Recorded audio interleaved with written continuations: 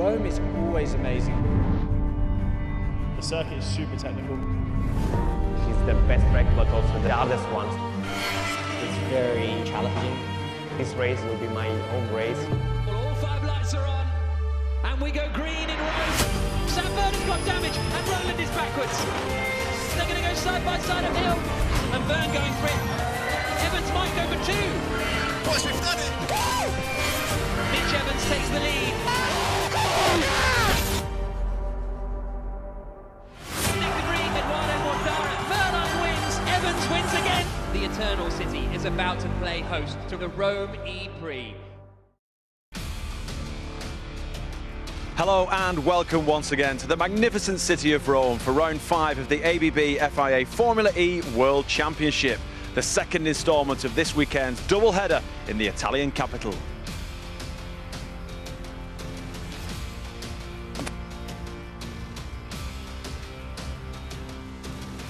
From the Jaguar TCS driver Mitch Evans, coming from 9th all the way to the top of the podium. Before we get into qualifying, let's take a look at yesterday's highlights, and trust me, there were a few. Round 4 in Rome, and it was Stoffel Vandoorne of Mercedes EQ who started off in pole position, with championship leader Edo Mortara down in 11th. And we go green in Rome. A clean start saw the leaders get away, but at turn 7 it was carnage at the middle of the pack. Roland hit by Mortara. Mortara got hit with a 5-second time penalty. Back at the front, and things were getting spicy. Robin Freitz takes the lead of the Rome E-Prix. Jaguar TCS Racing's Mitch Evans joined the battle for the lead, getting past De Vries in 3rd, having started in P9. Vandoorne and Robin Freitz played a game of cat and mouse for the lead, momentarily distracted from the Jaguar on their tail. Freitz is back in the lead of the race. Seizing the opportunity, and with more energy in reserve, it was soon Mitch Evans' turn to shine. Mitch Evans takes the lead of the Rome E-Prix. The Kiwi pulled away from the pack to take his first win of the season, ahead of Freitz and Vandoorne. Yes! Evans wins again in Rome. Jaguar erupts. In the championship standings, Mitch Evans moves into the top 10, but it's still Edo Mortara on top, with Vandoorne in 2nd and Freitz in 3rd. Hey, good morning everyone. Thanks for joining us. Yesterday, fellas, Dario Franchitti, Jack Nicholls was awesome. Really good race, really nice, clean race. Yeah, there was the crash at the start, but from then on there was excellent racing, there was fascinating strategy, there was wheel-to-wheel action, and a winner from 9th on the grid. Unbelievable, Dario. I mean, we thought after qualifying that Jaguar had messed it up. However, James Barclay, their team principal, was confident that they've got a fast car. Boy, did they prove that they've got a fast car. Oh, absolutely right. You know, we said on the grid, we're talking about the Porsche guys, the Mercedes guys up front. We said, yeah, but the Jaguars, we feel, are out of position at the middle grid, really. And they both, I mean, Sam Bird 5th, but Mitch Evans' drive was imperious through it. We were, at one point, I thought, oh, Robin Freitz has done everything he needs to do here to win this race. But then, you know, Mitch Evans just cut through the field. And but in the early stages, he never looked like he was making much progress. That was the amazing thing. We saw him there battling with the Andrettis, but then suddenly he's taking Freitz for the lead. Apparently, it all happened in the first lap. He made a better start, a really good start, and he got ahead of both Porsches, and that allowed him to bank energy in the early 2 laps of the race. And then he just had that in the bank the whole way through the race, and he was able to just make moves. The balance of the car was perfect.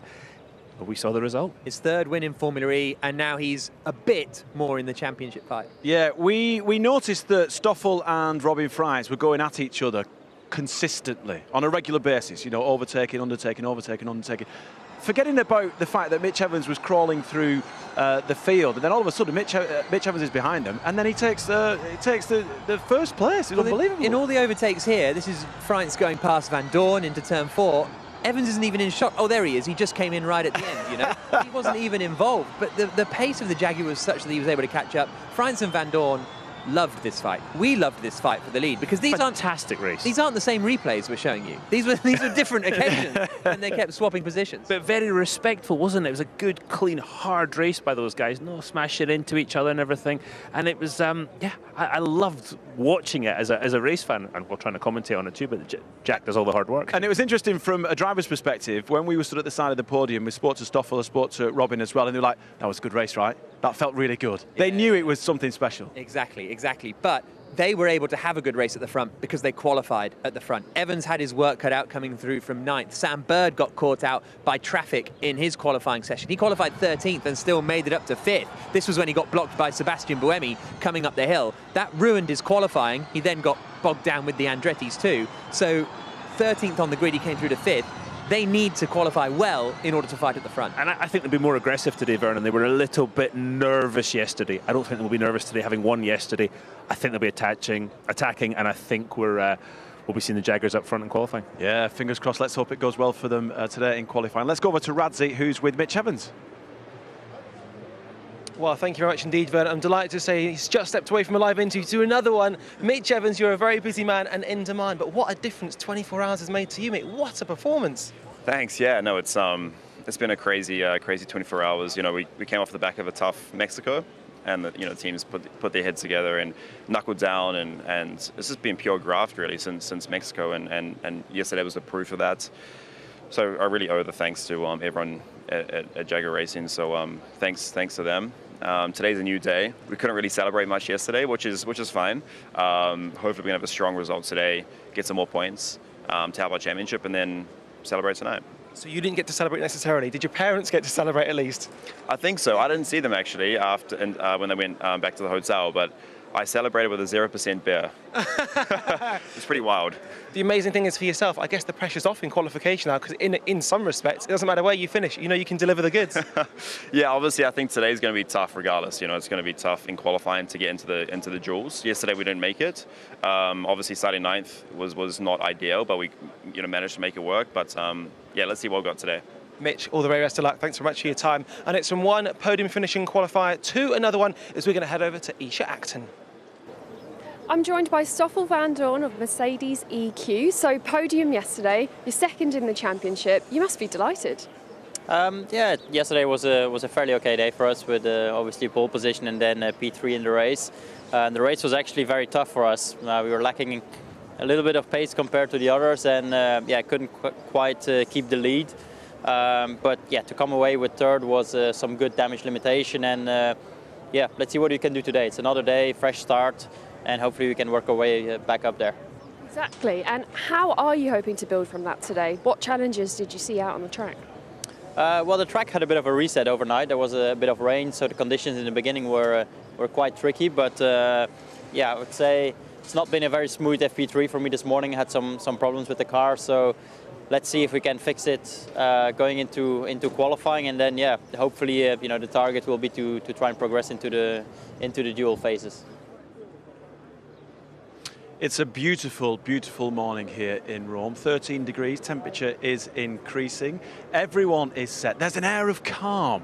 But let's get ready for this all-important qualifying session. Here we go. This is qualifying for round 5.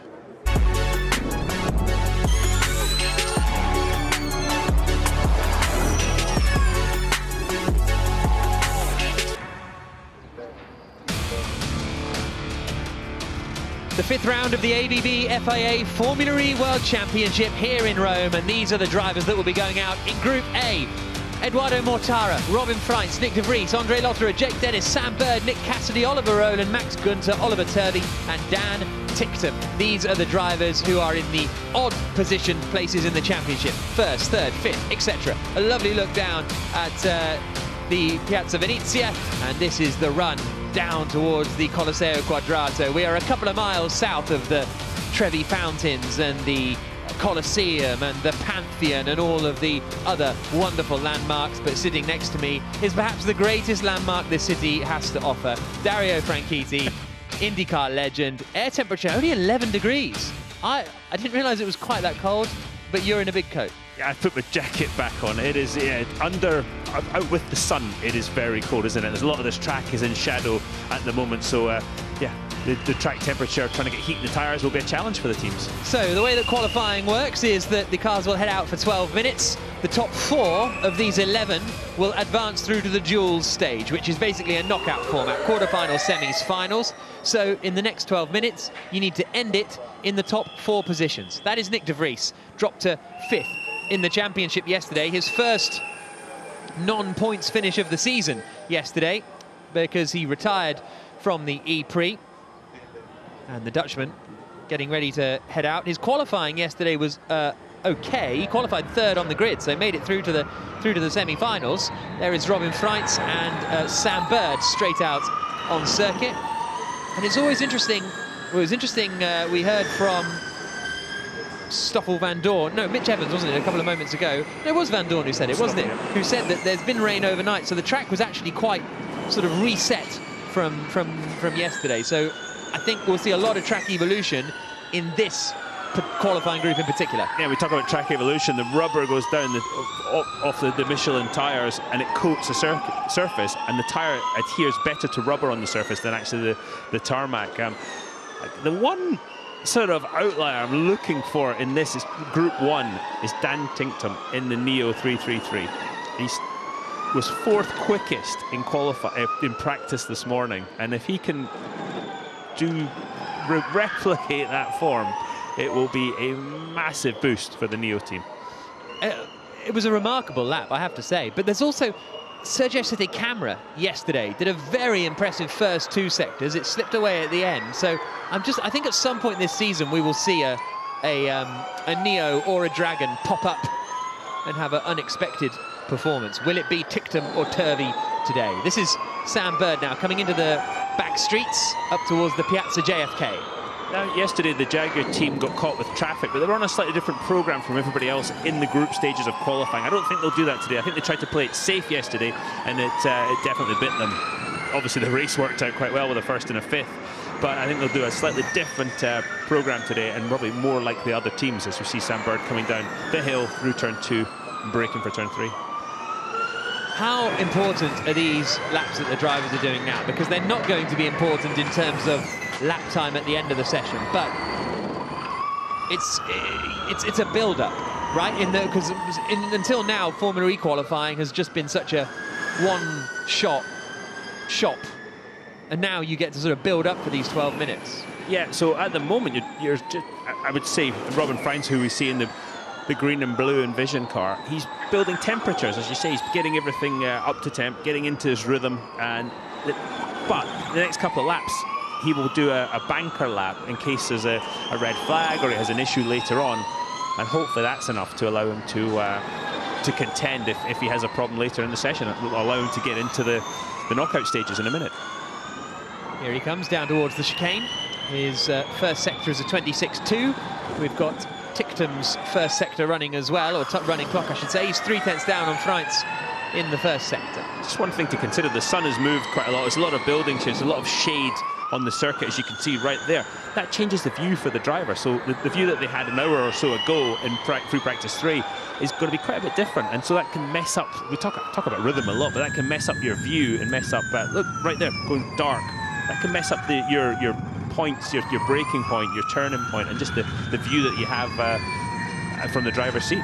And you never use a shadow as a reference point for your braking. No, you try not to use a shadow or someone that's standing there, because they might go for a walk. Someone that's standing.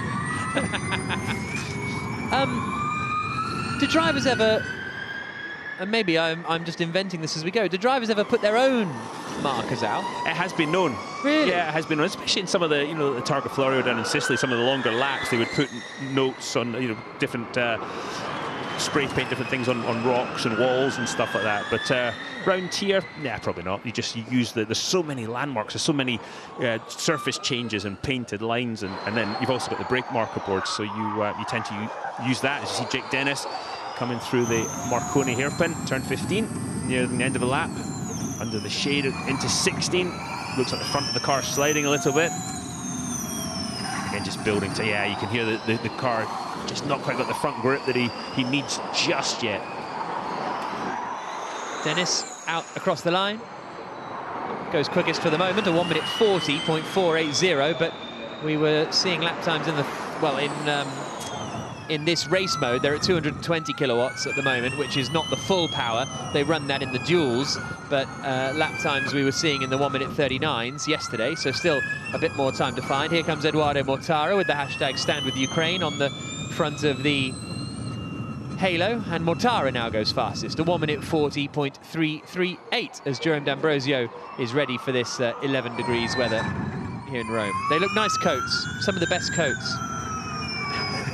Venturi, I think. Interestingly, this is what Robin Freitz trying to slide his way across the line. Comes out of the final corner, and he goes up into third position. A 1:40.4. This is what we tend to see with Robin Freitz. He drives over the grip level as Sam Bird and the Jaguar goes quick as 1:40.229. You see the nod of acknowledgement from James Barclay, team principal of Jaguar. But yeah, Robin he's always action, and let's see what Dan Tinctum can do here. P10 at the moment, so hasn't managed to replicate that form. No. His teammate Oliver Turvey up to P8. Yeah, back to Robin Freitz. He drives over the limit of the grip, which is spectacular and sometimes works for him, but it's very easy to make a mistake when you're so far over the limit in the qualifying situation.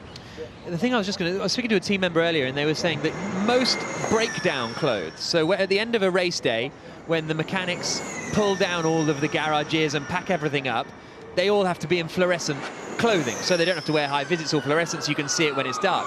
And traditionally, it's all shorts and t-shirts.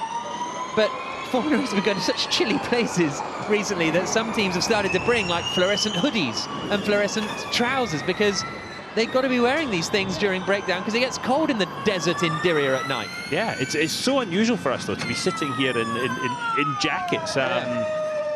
Yeah, it's unseasonably cold, and that changes again for the teams what they have to do to bring the tyres and bring the brakes into the sweet spot. And Stoffel van Dorn, who we'll see in the next group, he's been complaining a lot about his brakes in those Mercedes EQ this weekend, and I think they've been changed now. So let's see what that does for his performance in group qualifying in Group B in about 10 minutes' time. Yeah, because we saw them having a go at the brakes with a bit of 40 grit yesterday. I might have suggested to him that he got out there himself with some of the with that. He didn't seem too impressed with my suggestion. Did you actually sell it to him? Yeah. That's what we used to do at the kart track, wasn't it? Yeah. Well, I don't know. I believe you. 4.5 minutes to go. Bird, Mortara, Lotterer and Freitz the top four. De Vries just in 5th place. Dennis in 6th. Cassidy, Turvey, Roland, Gunter and Tinctum, the 11 drivers at the moment. Now everyone's returned to the pits bar Turvey and Tinctum at the moment. We'll see whether, but as I say that, Dan Tinctum drives past me. So everybody's doing basically the same strategy today. Everybody's coming in, changing tyres, heading out again for a second run. And hopefully that will reduce the issues of traffic and people on different programs where one's on his out lap and gets in the way of somebody who's on a qualifying simulation or on a qualifying lap. No more simulation. We're in qualifying itself. Robin Freitz changing his tyres. Well, he gets the mechanic to do it. And then we will be getting underway with this last run. Yesterday, the earliest cars were going out with about 4 minutes to go. So a little bit later today. In fact, a little bit, I mean, not super late, but 3 minutes and 20 seconds on the clock. It's quite a long lap here at 1:40. So I imagine it'll all kind of burst into life fairly quickly, to be honest.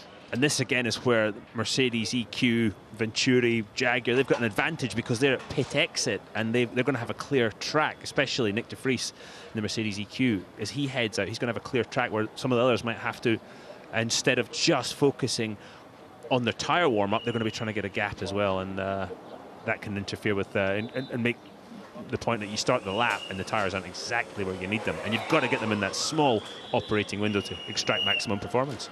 Right, first out is Nick Cassidy, making his way to the end of the pit lane. Now out goes De Vries, then it'll be Bird next in the queue, then it'll be Tinctum next in line, then it'll be Eduardo Mortara, and then it'll be Gunter and Turvey. Robin Freitz still waiting to go out. So I wonder if, now this is where we may see out, push, and then a flying lap, or just an out lap and a push lap. But I don't think they'll have time. They're not going to have time. They're all going to be out push, aren't they? Yeah, they're all going to be out push. And again, this is the thing, another part of qualifying to think about. You want to be the last one to take the checkered flag, because by that point the track is at its absolute best. There might only be a half a tenth advantage, but if you look how close Formula E is, that could be the difference between getting into group qualifying and into the knockout qualifying and not. Well, look at it now. Freitz, De Vries and Dennis, all just 0.2 of a second between them. Oliver Roland, I think, is going to be the last driver on the track. He's only just left the pits, and we've got 1:40 left, and it's a 1:40 lap, but he's at turn 4, so he's got a bit of leeway, but he's going to be the last one across the line. Nick Cassidy, envision hedging their bets here, aren't they? With Cassidy first in the queue.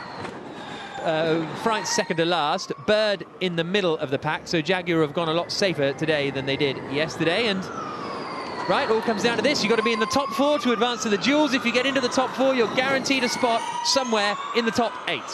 Sam Bird's really close to Nick de Vries and the Mercedes in front of him, but this is the point. You want to let the gap go so you can then reheat the tyres as you approach, and exactly what Sam Bird's just done, because then you can run quicker through the final series of corners as you approach the timing line, which is just on the exit of this next corner. Here we go then. Nick de Vries, reigning champion, and 5th in the championship.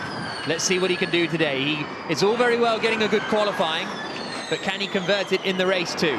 He has been very successful in qualifying this season so far. He's made it through to the duels in all but one of the races. No, in all of the races so far this season.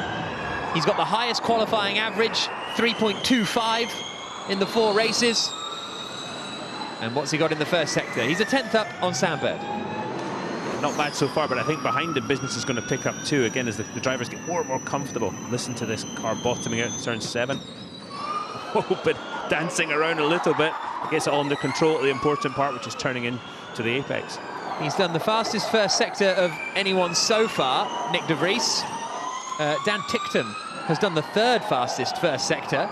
So Ticktum is absolutely on a mission today. A bit slidey coming through 7 and 8, de Vries. Sorry, 9 and 10. Yeah, but then he got it settled out quite nicely for 11, so it might not be too bad. He's 2.5 tenths up now as he goes through the second sector. Whoa, a little bit quick into the chicane at 12 and 13. Fastest first sector goes to Robin Freinz now. Scratch that.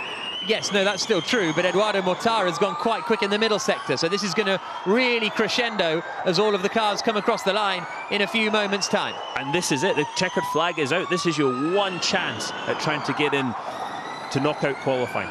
So here comes de Vries now. He's slightly slower than Jake Dennis after the first 2 sectors. Lotter is in the mix as well. Freinz is on a huge lap. Robin Freinz is absolutely obliterating the field currently. Here comes de Vries, out across the line, takes the checkered flag. Cassidy goes 3rd, de Vries goes fastest for now. 1 minute 38, but he's immediately beaten by Sam Bird, who goes ahead. Mortara is currently 3rd, Ticktum across the line, only goes 8th fastest. Then it's Mortara, and he remains in 3rd. But Lotter is on a good lap, Freinz is on a good lap, Dennis is on a good lap, and we're on board with Dennis now. Coming into the final corner for the Avalanche Andretti team, through the left-hander, out across the line, little bit of a slide, cuts the timing beam, and it's quickest for Dennis. So Gunter is pushed out. Now Lotterer comes through, and he goes fastest. De Vries is right on the bubble, and De Vries is out.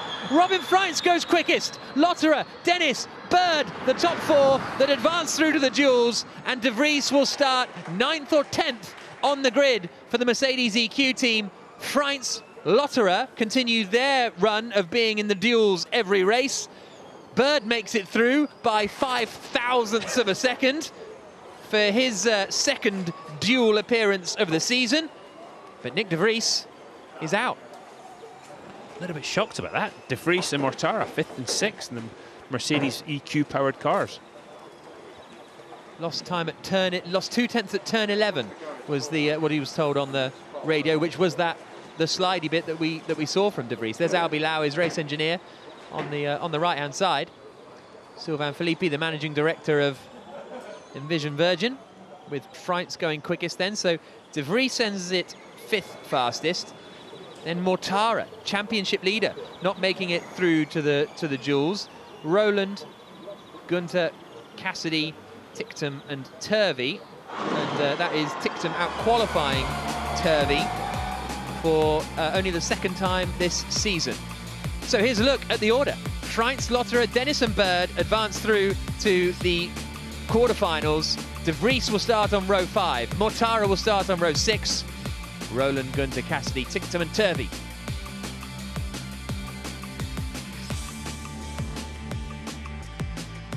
So, I love the end of those sessions. Just the next one coming through, wasn't it? Just watching, if you're Mercedes EQ watching Nick de Vries just get pushed further down the order, it's tough for them. I mean, it's so interesting for us watching at home, or in our case, watching in pit lane. And it's interesting because 1 lap pace didn't seem to be an issue for Mercedes. Stoffel Vandoorne took pole position yesterday. De Vries was third on the grid, so the pressure is now on him. He's moved up to second in the championship with his third place finish yesterday. He's only 3 points adrift of Eduardo Mortara. And De Vries is there in Parc Fermé for the first time this season, not making it through to the duels.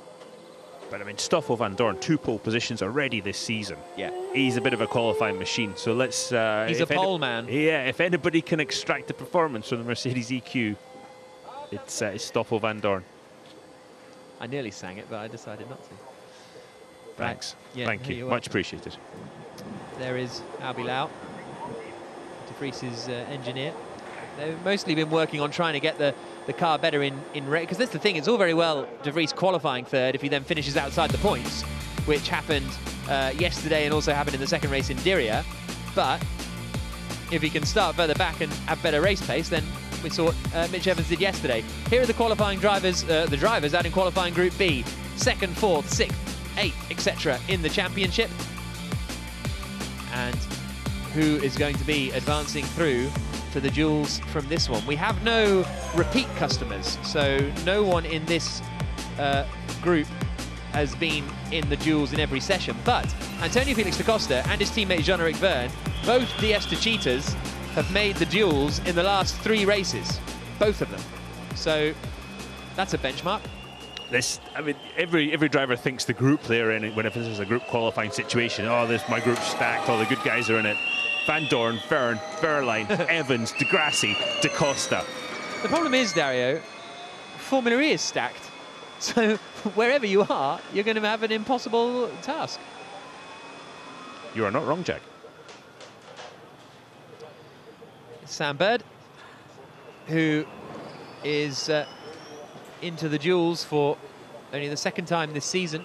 Mitch Evans hasn't actually been in the duels yet. He's not competed in any of the quarterfinals so far this year. So we'll see what he can do as he makes his way out of the pit lane now.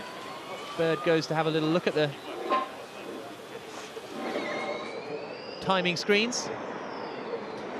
First up on track was Oliver Askew in the Avalanche Andretti car, and he missed a lot of practice this morning. I think there was a little bit of contact with the wall again, and he missed a lot of the half-hour practice. So he might be doing a few more laps than those around him, just to get a bit more comfortable with the circuit.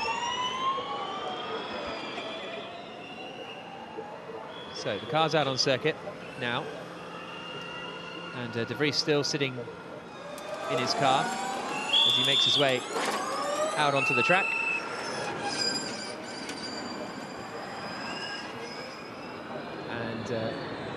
And he was saying on the radio there that he's in shock that he's 4/10 off the pace of Robin Freins. The question now for the team is, okay, right, we get it. How are we going to fix it? What do we need to do? What do we need to do for the race? Is there anything we can learn from there for the race, or are we comfortable for the race pace? As you say, Jack, the race pace of the Mercedes EQ team was not what it needed to be yesterday, but I'm sure they've learned a lot of things overnight. Back at base, the simulator team would have been burning the midnight oil as Askew heads down the hill. Braking for turn 3. Nice and smooth so far. Yeah, and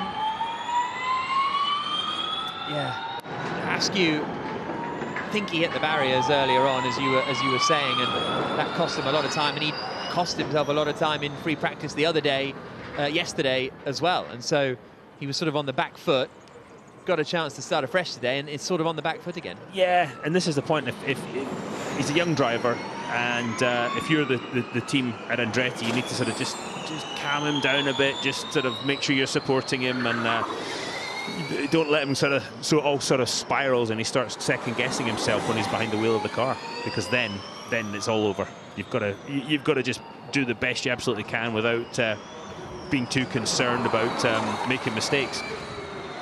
And yeah, a couple of mistakes this weekend for Oliver Askew, so he needs to put his best foot forward. There's no time like the present. Absolutely not. So Buemi, Da Costa, De Grassi, Verne have only just left the pits. De Vries has just returned to the pit lane. That's an interesting one. Oh, no, it's not. Of course, he was in Group A. Sorry. What am I talking about? Yeah, so De Coster and Werner only leaving the pits now. So with 8 minutes on the clock, I would suggest that Werner and De Coster are going to run the rest of the session on this one set of tyres. Yeah, I might just do one less lap on the first set, I would say. Yeah. I would be very surprised if they do, Jack. You may be right, but I would be surprised. Askew 147.9. I mean, that's a mile off. That was a warm-up lap, really. And you see him pushing down the hill now, braking a lot later. And there is De Vries. Something I don't think I've actually mentioned is he has a 3-place grid drop for today as well, after a collision yesterday at turn 7 with Pascal Wehrlein, who we've got the running clock on there. So De Vries not only not making it through to the duels, but also has a 3-place grid drop. And there were a lot of drivers that were a bit frustrated with De Vries after yesterday. I don't think he made many friends out on track. So, yeah, 5th, so that'll be 9th or 10th on the grid. So add the 3 places, that'll be 12th or 13th on the grid for Nick De Vries. Alexander Sims to the top of the board in the Mahindra, 140.4. Decent first attempt there. Not bad at all. The race.com reporting that Dan Ticktum had braking problems, a big brake split, and without that he reckons he could have been 5th or 6th. When he mentions a brake split, probably left to right, the brakes heat up at different rates, which means they grab at different rates, so you'll be finding yourself trying to brake in a straight line but having to put a lot of lock in one direction just to keep the car in a straight line because one side is working more than the other. Jean-Eric Verne working well here though as he comes to the finish line, turn 19. P1 39.7. 3/10 quicker than Pascal Wehrlein. It's kind of I was going to be rude. I sometimes feels like James is like sort of a nodding dog, you know, or a bobblehead.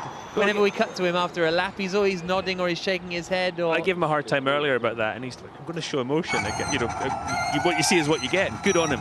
He says it's a bit more difficult wearing a mask. Yeah, but it saves us from getting in trouble with it, lip reading as well.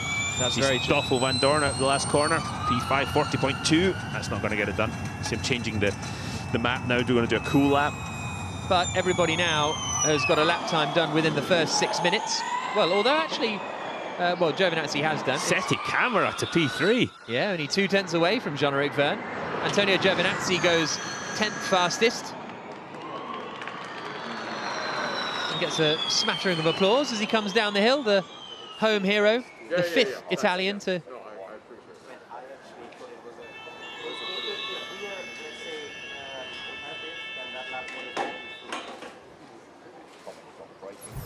So I think De Vries is basically saying that lap was... Oh, De Grassi's visited some of the advertising. You see it on the back wing of the car. He's done the onboard camera as well, hasn't he?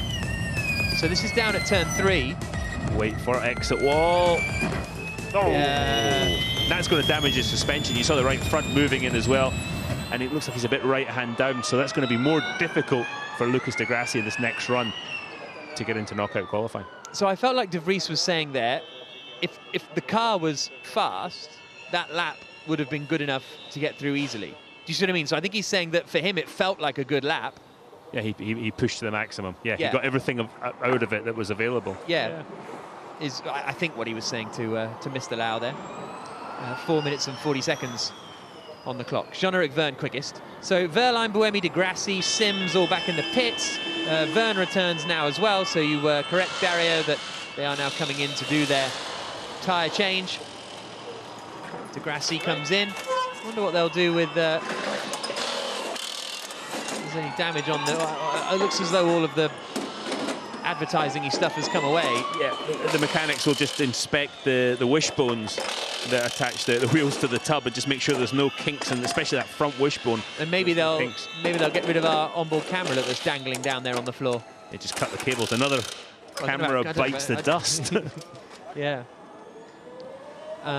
So I think De Grassi's asked for it to be cut off, but the team aren't allowed to, because I guess we're in parc fermé conditions, I suppose. That's interesting. Yeah. 3 minutes and 45 seconds on the clock.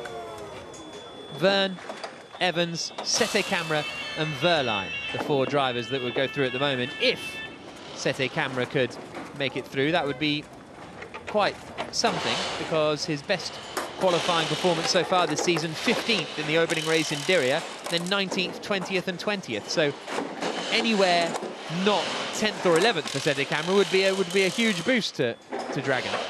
And 400th of a second between Verline, who right now is going to advance, and Buemi, who's not.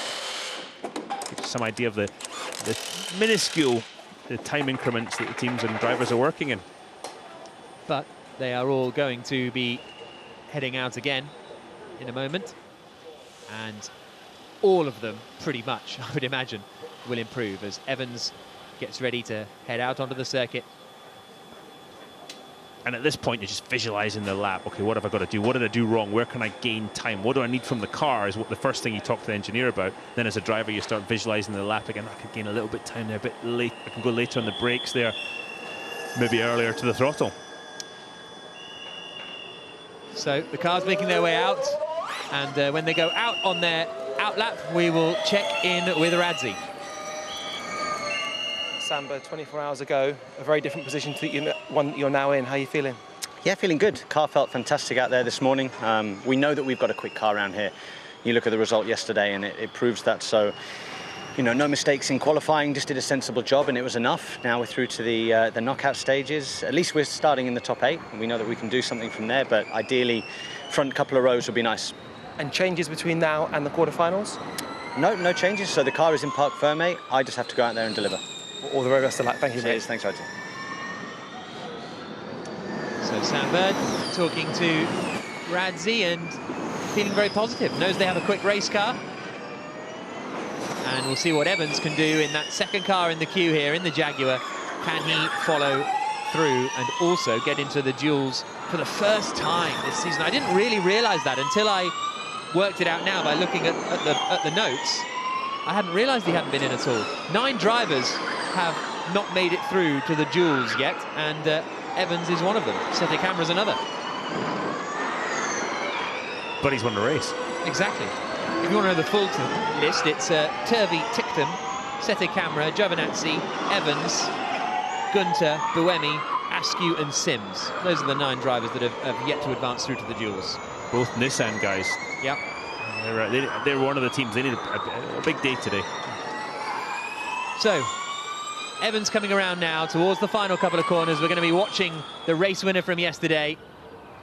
There's his teammate watching on in the garage. He's a bit close to the car in front. Let's see if he's backed off from the Mercedes of Stoffel Van Dorn. He has. Now he's got clear track. And again, he's going to take a slightly different line into the last corner. This allows him to accelerate hard and earlier than he will when he finishes the lap in about 1 minute and 38 seconds time. Right, so we've got the running clock on Stoffel Van Dorn. He's the pole sitter from yesterday. We've got the running clock on Mitch Evans, the race winner from yesterday. We've also going to be keeping an eye on Sergio Sete Camera, who's 3rd in this queue, who's looking for a bit of an upset. Stoffel Van Dorn into the left-hander now of turn 4, followed by Mitch Evans. Then they start the climb up the hill. Then we will get our first look at their first sectors. Van Dorn's a 10th down. Evans is 9/10ths down on Jean-Eric Verne's first sector. 9,000ths, sorry. And Sete Camera is quicker than Van Dorn in sector 1. Antonio Giovinazzi missed the checkered flag, or at least he caught the checkered flag. So he's not going to be able to set a lap time in qualifying. Jean-Eric Verne quick in the first sector. Da Costa is a little bit away. Buemi is nowhere near. Verline's done a reasonable sector 1. So everybody is in the mix after the first sector, except really for Buemi and Da Costa. Van Dorn's going quick in the middle sector. Fastest middle sector of the session. Evans half a 10th away as they come to the second sector. This is going to be so tight. This is just going to be absolutely impossible to call. Sete Camera's drifting a little further away. Verne hasn't had a neat middle sector, hasn't improved, and is now 400ths adrift of his personal best time. Here comes Evans around the Marconi hairpin. This is a real tight fight to get into the top 4. There's no clues as to who is going to be through. Buemi's made a mistake in the middle sector. He's gone. Lucas de Grassi is gone as well. Alexander Sims doesn't make it through. A twitch from Stoffel Van Dorn comes across the line. Van Dorn goes fastest. Then Evans across the line. He's faster still at 39.612. Here we go with Jean-Eric Verne. He's up after the first 2 sectors. He's only 3rd, and Verline is improving. Across the line comes De Grassi. He goes up into 5th place. Then it's the other car of Da Costa. Sette Camera gets pushed out. Da Costa's there in 4th place. Verline goes up into 2nd, so Da Costa is pushed out. And then Oliver Askew goes into 9th position. Sergio Sette Camera, though, is still on a good lap. He's only 800ths away after the first 2 sectors, but he's stopped. Sergio Sette Camera has stopped on track. And so he's come... such a good lap, Jack. Sette Camera was flying, but he's not going to be coming through. He's just come back into the pit lane. So it's Evans, Verline, Van Dorn and Verne, the 4 drivers that will advance through to the duels. So, both Jaguars into the duels. Da Costa, 5th. Not making it through. And most of the time went in the... is that... A Sette Camera. Oh, that's Sette Camera, so apologies, it was Giovinazzi that came back into the pits. But that's Sette Camera. Is that the chicane, I think? Yeah, and that's the thing, he's absolutely wringing the neck of the Dragon Penske car. And let's see what happens. Okay, P2, I'm trying to reverse, but I'm stuck to the barrier. I think if they push me, I don't know if the front is broken or not. That's him out of turn 11, yeah. This is right on the nose. It's about to get interesting. He just locked up over those bumps, he saw it, and just pushing the limits, which he has to do. He was doing a great job there. But it just caught him out. Sette Camera still starting on the 6th row of the grid. Yeah, still his best qualifying performance of the season so far for Sette Camera. So Da Costa will be starting on the 5th row. And in fact, Da Costa will probably gain a place because of the 3-place grid drop incoming for Nick de Vries.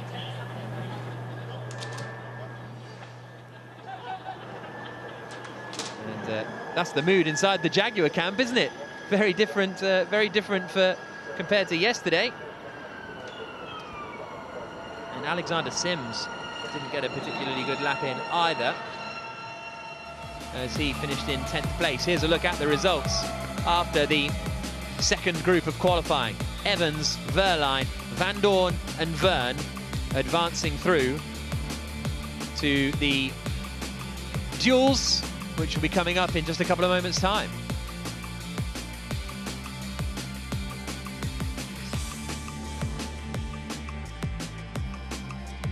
Right, let's go down, shall we, and hear from Ian James, the boss of the Mercedes EQ squad.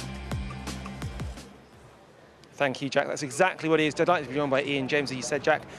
It seems a little bit of mixed fortunes for Mercedes EQ. Yeah, it has been a weekend where, I mean, yesterday's qualifying was superb. To get the pole with Stoffel and then Nick on 3rd on the grid was obviously great. And then in the race, we just lacked pace. It just goes to show you the setup is so crucial here. And as soon as you haven't got it quite in the window that you need, it affects everything else, the energy management and so on and so forth. So we've really tried to focus on that. Obviously today, again, mixed bag and quali. And touching on that a little bit in terms of Nick de Vries, so consistent, such a talented driver, but has struggled in Rome of late. What do you put that down to, possibly?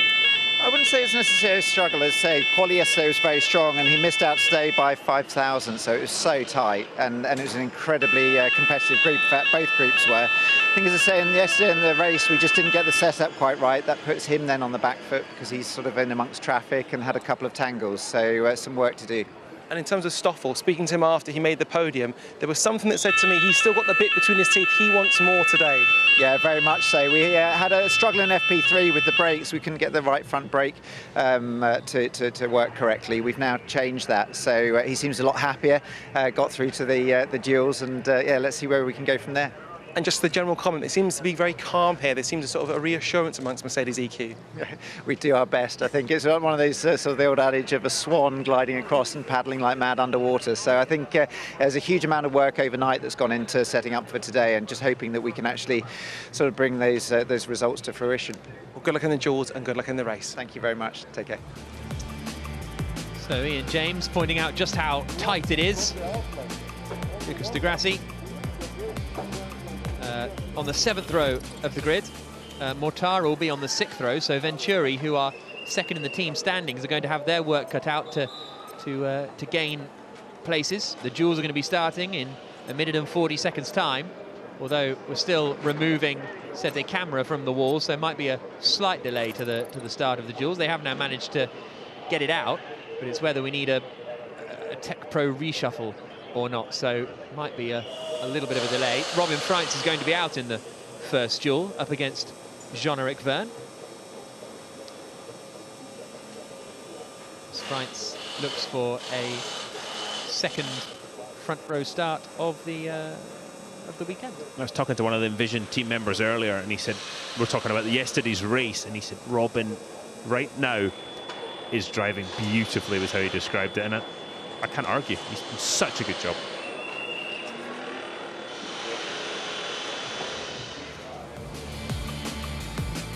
So, qualifying about to get underway, or the duels are. Verne versus Freitz, Van Dorn versus Lotterer, Dennis versus Verline, and then Bird versus Evans. The two Jaguar TCS cars will be head-to-head in the quarterfinals. So, just when they think they've done all right, one of them is going to be knocked out in the quarters. We'll be getting underway in a few minutes' time. Might have a little bit of a delay due to them removing and clearing up Sergio Sede Camara's car. Jean-Eric Verne will be out up against Robin Freitz in a few moments. As Verne sits and focuses, that's now 4 dual appearances in a row for Jean-Eric Verne, the Parisian.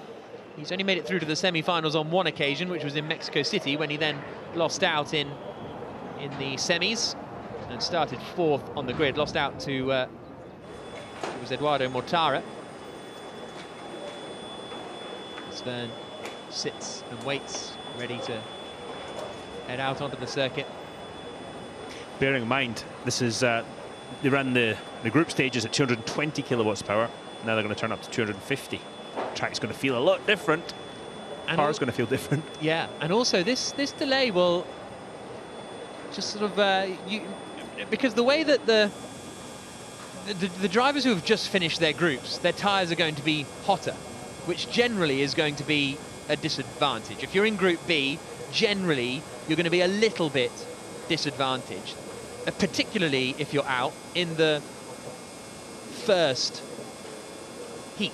You know, if you're out in the first quarter-final, then that's going to be a bit of a disadvantage, because Verne's tyres are going to be a bit hotter than Freitz's, and then they have a tendency perhaps to overheat during the session. But this little delay will just be bringing down the tyre temperature for Jean-Eric Verne fractionally, which might make it a little more of an even balance. I mean, the fractions, I mean, how close have we seen it, yeah, right? Exactly. That could make the difference between going forward and not. See Jake Dennis in the Avalanche, Andretti. Right, let's head back out into the pit lane. Where are you now? Well, I'm joined by Jerome D'Ambrosio. Jerome, a picture paints 1,000 words, and I think we can tell from your face it hasn't quite gone to plan today. No, it's the second time you tell me that since yesterday. No, frustrated because I think on the first set of tire Edo was P2, we ended up P6, but it's so tight. I mean, talking about a few hundreds to be in that top 8 for the duels, for the last part of qualifying. And so yes, frustrated because we know we've got the pace. Formula E, it's all about putting it together, and you know, it's fine margins. On Lucas as well. I mean, he's right up there and putting it together in qualifying. And this weekend, it's something we've not been able to do. Again, look, you know, that's done now. So we need to shift the focus fully on the race. We saw yesterday they can be animated. Edo scored good points starting from exactly the same position he's going to start the race today. So that's what we've got to go for. And hopefully Lucas has a bit more luck at the start, and he's going to be able to do the same thing. Well, thank you very much for your time. Good luck in the races itself. Thank you. So the car's about to head out onto the circuit. Good to hear from Jerome D'Ambrosio, although he clearly wishes it was under better circumstances. Right, quarterfinal number 1 in the duels. Jean-Eric Verne for DS Techeetah up against Robin Freitz for Envision Racing.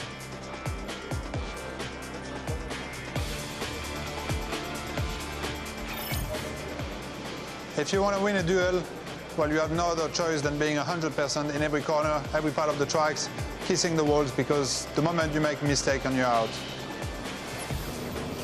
I can handle the pressure because I don't put pressure on myself. Interesting.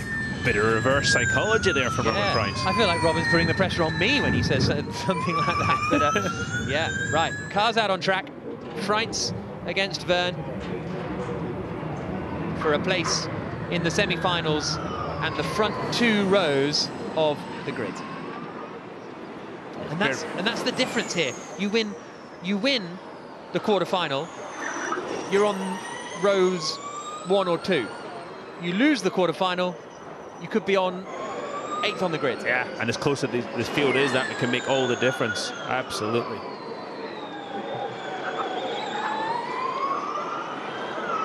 Here they come. Jean-Eric Verne coming down towards the chicane where Sergio Sette Camara went in. I'm so disappointed for Sette Camara, but we'll move on to the duels now. But he was on such a good lap. Here comes Freitz now, following through. So it'll be Verne who will be across the line first. And Robin Freitz will be chasing him. They don't go absolutely head-to-head, but they're on the track at the same time. And Freitz just doing a bit of weaving to try and get a bit of temperature into the tyres. And bear in mind that each of these cars is going to work slightly differently at different points of the circuit. Some are going to be better at different points of the circuit than others, and each driver's got a slightly different technique at different corners. So you will see a bit of ebb and flow throughout this qualifying lap coming up in about 10 seconds. Robin Freitz getting to those last few corners now. So turn 18. He turns it up to full power. Verne turns it up to full power as well. Sylvain Philippi watches on for the Envision Racing team. James Rossiter and Nigel Beresford watching their drivers coming down into the left-hander at turn 4. We've gone split screen for this one. Verne on the left, Freitz on the right. Into the left-hander now of turn 4. Whichever driver in the middle is up is ahead, and Freitz is up by nearly 0.2 of a second. It's a monster first sector for Robin Freitz, but yet Jean-Eric Verne catching up the hill. Flat out all the way up this run towards Piazza Gandhi. Both cars handling really well, but Freitz has extended that advantage again, Jack. Yep, just over to a 10.5.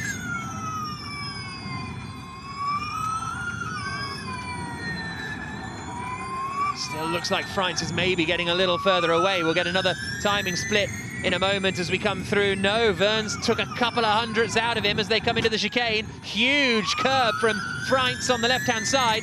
Yeah, neat and tidy from Robin Freitz. Took a lot of curb, but the car kept going straight. It wasn't going sideways. A little bit wide in 14, though, as he comes up to the Marconi hairpin, turn 15. Verne's closing the gap. This is looking tight now. They're coming towards the final couple of corners.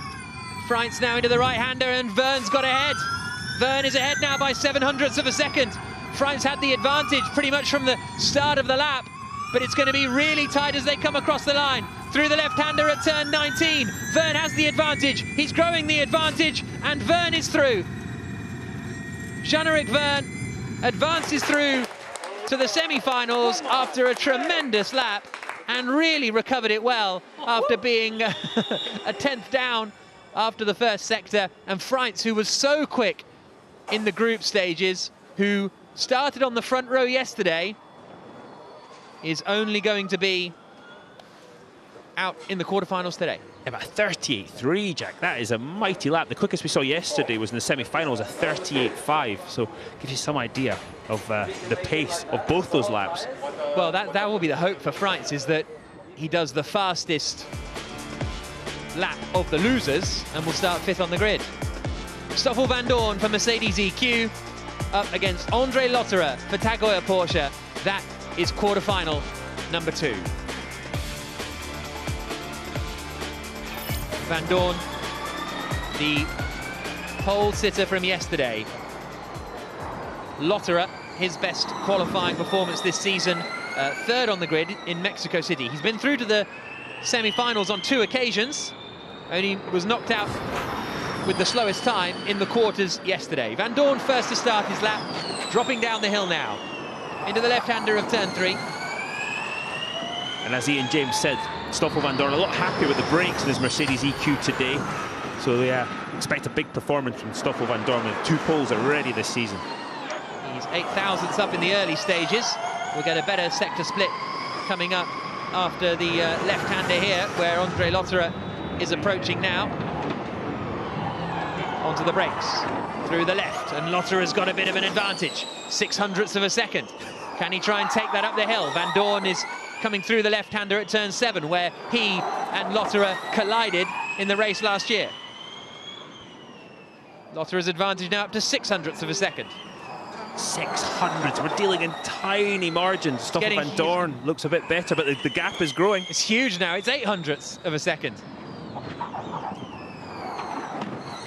And the drivers are not going to know that. The team, I would say, certainly wouldn't say, oh, by the way, you're 800ths down. The driver's going to push it absolute maximum through these remaining 5 corners. Van Doorn catching a little. The gap comes down a tiny bit. This lap has been so tight. It's been one of the closest we've seen in terms of lap time in the duels. And Lotterer absolutely monstering the car through the 12-13 chicane, where he crashed yesterday morning. Now down into the Marconi loop. Sends it in. Van Doorn still catching. Here he comes. He's going to be the first driver to set a lap time. Out through the final corner now, and the benchmark that Van Doorn sets is a 38.7. We're on board with Lotterer here. Oh, a bit of a slide as he comes through Piazza JFK, but he's 3/10 up on Van Doorn. All of a sudden, Lotterer has gained a huge amount of time, and Andre Lotterer goes through. Lotterer into the semi-finals. A 38.422. And it will be Verne versus Lotterer, a Gendre semi-final. It wasn't an obvious mistake from Stoffel Van Doorn. And it was all in that final sector. There was nothing between them in sectors 1 and 2, but it all went away for Van Doorn in sector 3, or it all came to Lotterer in sector 3, whichever way around you want to look at it.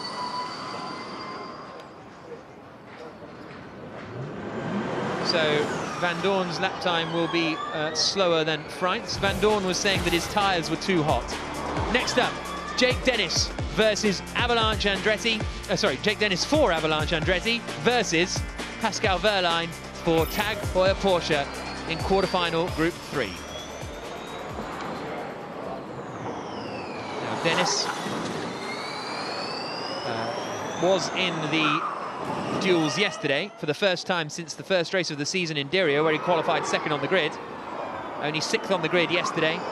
Wehrlein, meanwhile, was on pole at the last race in Mexico City. Dennis starts his lap now, dropping down the hill. Really quite dramatically wide on that run between 1 and 2, more so than I think others go. Yeah, absolutely. Slightly later turn and trying to maximise the exit of those corners to put him in the best position for the braking of turn 3, as we see Pascal Wehrlein now start the lap at the top of the hill. Now he starts to drop down. Nothing between them at the first time being, which is just up at the start. Oh, wide for Wehrlein. Watch the gap grow now between Dennis and Wehrlein on your left. Wehrlein onto the brakes. Turns into the left-hander. This is where we see, yeah, it's over. It's almost 2/10 of a second. Dennis's advantage already, just because of that mistake. But Wehrlein is closing. He was neater through turn 4 than Dennis was. So Wehrlein lost time at turn 3, gained it back at turn 4, and we're watching Dennis now come down to the chicane. Yeah, Dennis looked a bit slow. The car didn't rotate as well as he probably could have, and Wehrlein still catching as Jake Dennis through the 12-13 chicane. 400s between them, bit of a slide on the exit as well.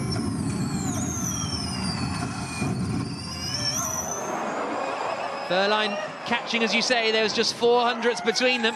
He's coming down now to the chicane. The gap is up to over 1/10 in Dennis's advantage. So hot into there. Yeah, Wehrlein carried all the speed into the chicane. Let's see if it reflects in the lap time, or did it hurt his exit. Dennis near the end of the lap now. A couple of more corners to go. Through the left-hander, the back end waving a little bit. Comes across the line. Dennis does a 1:38.225. That's a really quick lap from Jake Dennis. Wehrlein all of a sudden is nearly 3/10 away. He's got a lot of time to find with just a couple of corners to go. That's going to be tough though, a 38.2. That's a massive lap from Jake Dennis. Here he comes, Pascal Wehrlein. The gap grows a little more, and the gap is 3/10 of a second at the line. Dennis is through to the semi-finals. Pascal Wehrlein does a 38.566. So that is the second fastest of the losers' times. So the order for the drivers that have been knocked out is still Freint's Verline, Van Dorn, with just Bird versus Evans to go. So Florian Moldlinger watches the Porsche eliminated. Roger Griffiths watches the Avalanche Andretti advance. Front two rows of the grid now for Jake Dennis. Right, Jaguar versus Jaguar. Sam Bird versus Mitch Evans. A Jaguar TCS Racing face-off. Well, Jaguar are guaranteed a car in the semi-finals. That's the one positive James Barkley will be taking from this. Yeah, but that's no... That's not going to help the slower of the two Jaguars in this, who doesn't advance, trust me. Evans coming up towards the final couple of corners. This is a lot of pressure on both Jaguar drivers. Sam Bird starts his flying lap, down into turn 3. And he managed to keep the car tight over to the right-hand side and turn 2, open up turn 3. So good so far from Sam Bird as Mitch Evans crosses the line to start his lap. First split will be pretty much the same, just 100th between them in Bird's advantage, but we'll get a better split when they start to come up the hill. Here comes Evans now. Down in towards turn 4, turns it into the left-hander. And Evans is fractionally ahead by half a tenth, but we'll get another split in just a moment as he starts to climb the hill. It's now 0.06 of a second in Evans' advantage. This is Sam Bird that we're watching. Yeah, driving well. The car looks like it's handling well. Sam using all the road. Nice rhythm through that section as he comes out of 11 now into the bumpy straight, heading up to the chicane. This is where you can gain or lose a massive amount. Evans is picking up the advantage now. This is Sam Bird coming through the chicane. Evans is over 1/10 of a second up. This is Evans coming past the Colosseo Quadrato and then down towards the chicane where we just saw Sam Bird navigate. The gap's now up to 1.5. So Evans on a good lap here. Evans absolutely riding on a high after yesterday's win. So there goes Sam Bird through the Marconi hairpin. Now the Piazza JFK for Bird. Took the first win in Rome, took a lot of curb on the inside of 18. Bird across the line. Checker flag falls, and he does a 38.4, but Evans is beating that comfortably. It's now almost 0.3 of a second for Mitch Evans. Into the left-hander now at turn 19. Bit of a slide, but out across the line, and it is Evans who wins the Battle of the Jaguars and goes through to the semi-final. Bird's lap time, a 1:38.425, which gives him 5th on the grid.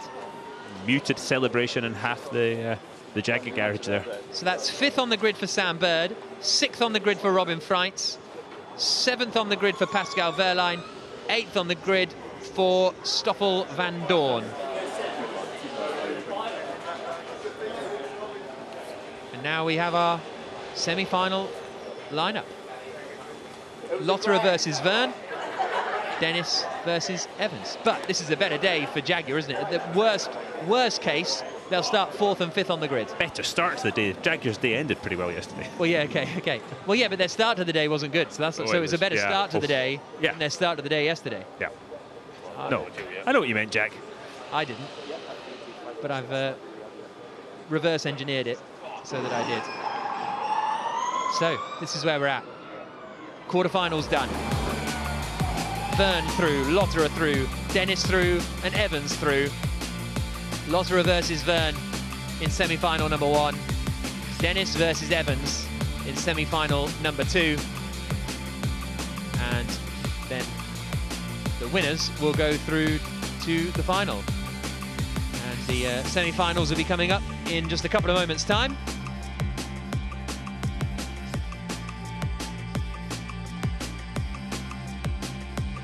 There's the Colosseo Quadrato, and we are now going to check in with Radzi.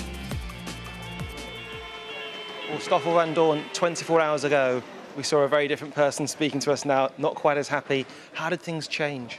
I mean, still same person speaking, but yeah, just in a different position today. You know, I really struggled in FP3. I had massive problems with the brakes. Kind of similar to yesterday, to be honest, but yeah, we changed it before qualifying. It gave me a complete different feeling. I'm actually surprised I, managed to crawl through into the duels. And then, in the dual phases, I think I paid a price a little bit with the tires. Let's say by, not being one of the quickest guys in Group B. The turnaround time between the group and the duel was very short. So I was struggling a bit in Sector 3 to keep the tires alive and keep the sectors going. So not ideal, but hopefully we can race from here. What's really interesting in terms of qualification, the front row from the actual race both come out at the same stage. Does this now mean the middle of the pack racing will be really interesting now? Well, I hope we can work our way through and just do what Mitch did yesterday. I think gives us a different opportunity. For sure, the strategy is going to be different, starting a little bit further down. Yesterday we were struggling with the race pace, but I think today we figured out some stuff, and hopefully we were able to move up. Good luck in the race, Stoffel. Thank you. So that was Stoffel Vandoorne speaking to Radzi, who was a little bit frustrated with how that went. This is Jake Dennis's lap that put him into the semi-finals, coming through the left-hander of turn 4. I think he had a bit of a moment at 4, and then got it all back together. Yeah, if I'm going to be critical, he missed the apex a bit. The brakes just right at the apex, locked up the fronts just as he turned in, and that cost him a bit of time. Up to turn 7 now. Oh, a lot better there. Got over the curb a little bit, got the car to turn in very, very nicely. Yeah, same in 8. Let's see how he does the turn 9, 10, 11 section. You see him just keep favouring one side of the track to try and set up for the following corner. Went a bit wide in 10. Let's see how brave he is in 12 and 13 in the chicane, where it can all go wrong in a hurry. Oh, massive curve, fantastic. Then a bit of wheel spin on the way out. Not often you see that. Yeah, looking good so far. Let's see the line he chooses to use in 15, the Marconi hairpin. Yeah, you see he's trying not to overheat the tyres, trying to keep his front tyres as straight as possible, as long as possible. Yeah. Looking good. Turn 17. At this point, you're thinking, okay, I've done a good job. Let's not mess it up. And he doesn't. Oh, a little bit wide in 19 again, if we're being critical from the commentary booth. And that put him through into the semi-finals. Jake Dennis. And he is now getting ready for his semi-final against Mitch Evans, which will be the second of the semi-finals. This is where we're at. Verne beating Freitz, Lotterer beating Vandoorne, Dennis beating Verline, Evans beating Bird, and we're ready to go in just a few moments with the third semi-final, which will be Andre Lotterer versus Jean-Eric Verne, as we look down at the Pantheon in the heart of Rome, and we're a couple of miles south of that in the Eur district of the city.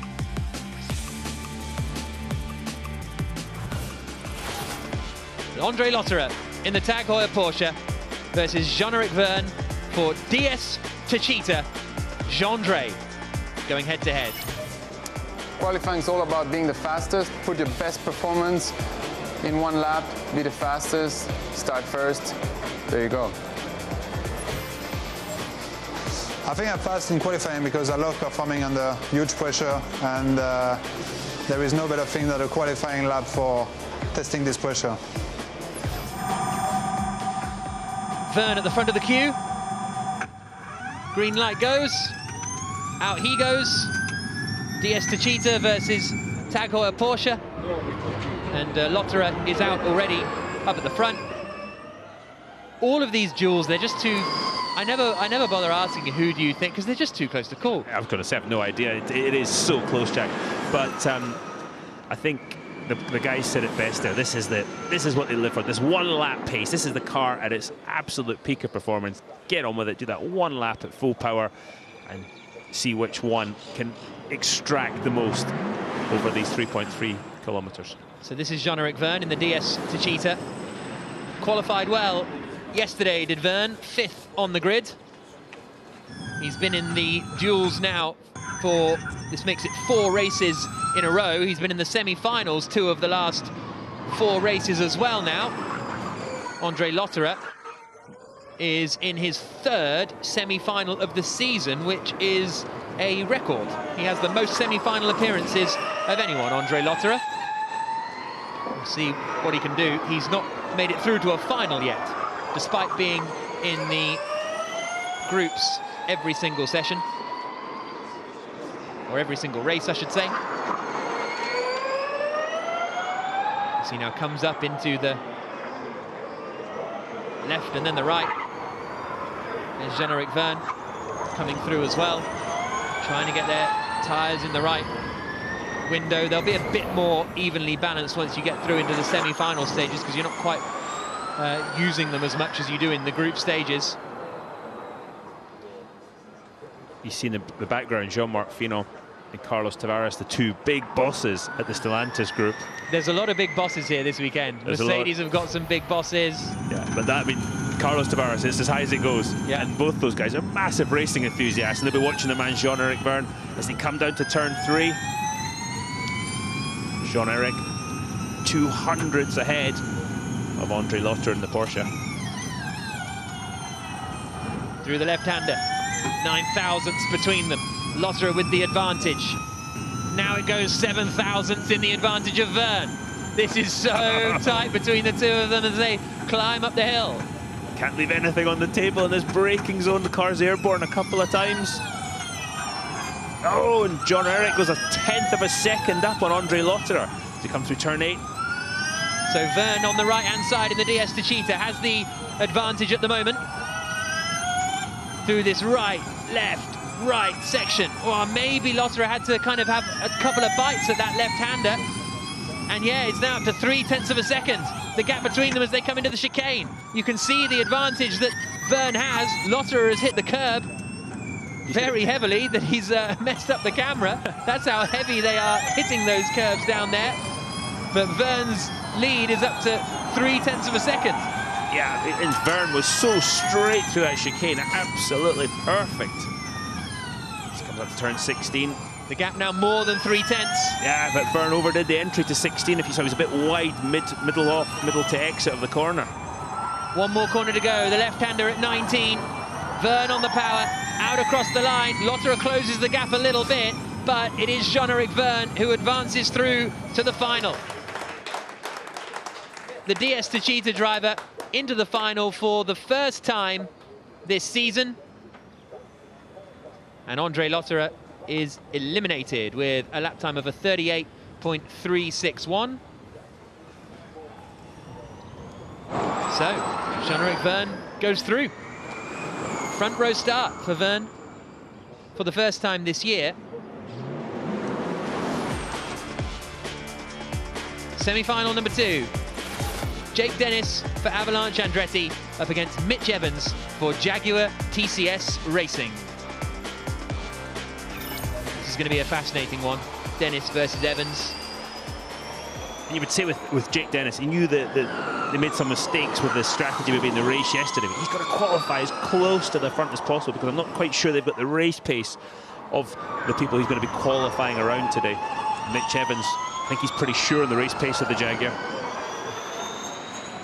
James Barclay standing, watching as Jake Dennis comes charging down towards turn 3. Oh, bit of a snap right at the apex of 2, but I don't think he backed off at all. Beautiful stuff from Jake Dennis. Now coming down into 4. Here is Evans dropping down the hill, just 2 thousandths between them. We'll get another split after he's come through this left-hander at the bottom of the hill, and then starts the climb up onto the brakes. Onto the power. Dennis's advantage is 0.03 of a second. And now it's up to 0.08 of a second. This is a neat and tidy lap, this from Dennis. How close to the walls you want to go on the exit? Yeah, turn 8, just carrying all the speed through there, using all the road. And actually Evans is gaining a bit of time back now. He's ahead. Evans is ahead by 0.05 of a second. Dennis coming through the chicane. Evans coming past the Coliseo Quadrato. You can hear just the tyres chirping a bit as the drivers absolutely play with the limit of grip available. Evans has not been And Dennis has got the advantage back again by over 1/10 of a second. Evans hasn't been in the duels so far this season. So, really right on the limit, getting it stopped. And this is a new experience for Mitch Evans, as you've just said, Jack. He's done a lot of things in his racing career, but never a duel before, so he's got to learn the techniques and what to concentrate on as Dennis comes to the line. He does a 37.9, and Evans has lost half a second now. The Jaguar is not going to make it through. Out across the line he comes after this left-hander at turn 19, and for the second time this season, it's Jake Dennis who goes through to the final. But a 37.9, unless I'm mistaken, that's the quickest lap we've seen all weekend. Mighty stuff from Jake Dennis. Absolutely huge lap from Dennis. Evans, his lap time is slower than Lotterer, so Lotterer will be third on the grid. Evans will be fourth on the grid. But you can hear the Andretti team are going berserk. A happy bunch. Dennis through to the final. And that's Sam Bird watching that fight in the end.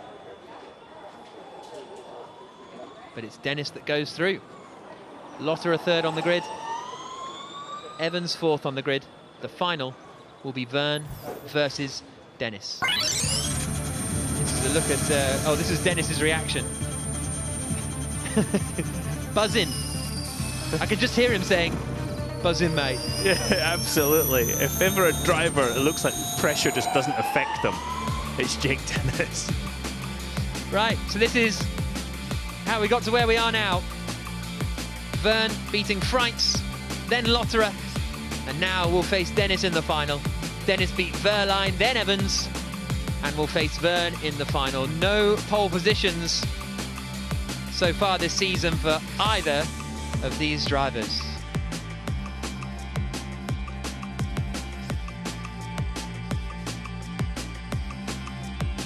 Well, we'll be moving on to the final in a few moments' time, but first, let's head over to Radzi. Well, as I speak to Sam Bird, we're currently watching a number of the other races taking place. And Sam, an interesting head-to-head, two obviously Jaguar member teams. Comes down to fine margins this game. Yeah, a couple of small mistakes in the final sector. That's where I've been strong all weekend.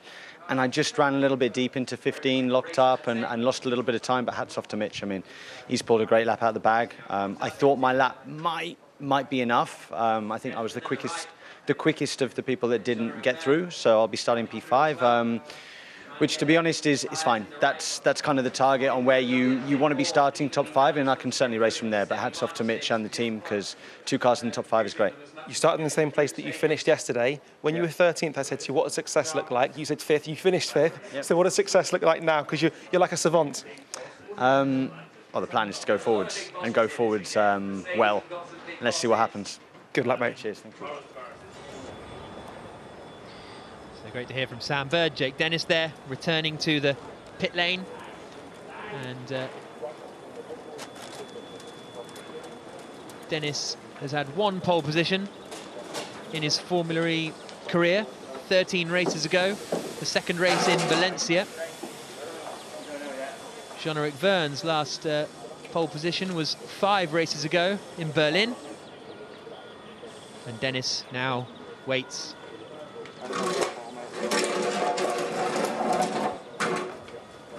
To head out on track for the final. So, third on the grid, behind Verne and Dennis, will be Andre Lotterer, and he is with Radzi. Well, Andre, head-to-head against your old teammate, Jean-Eric Verne. Obviously didn't go the way you'd have liked, but definitely had some spice in it. Yeah, definitely. Started by him giving me a little nudge in the pit lane, saying hi.